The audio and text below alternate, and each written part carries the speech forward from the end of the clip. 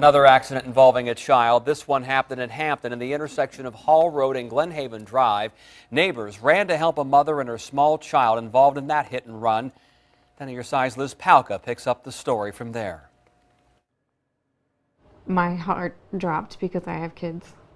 I felt her pain and she was terrified. Stacy Wright and her husband were in their garden just after 1 this afternoon. They saw a mother pushing her little girl in a stroller.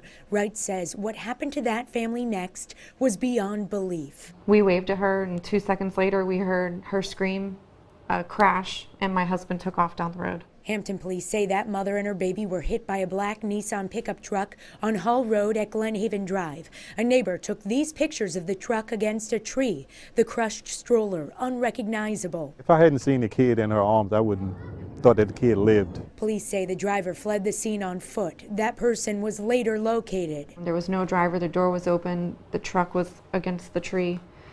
The stroller was demolished, and her bottle, her sippy cup, was like embedded into the ground. Wright and her husband took care of the victims until medics and police arrived. Police say the mother and her baby's injuries are non-life-threatening.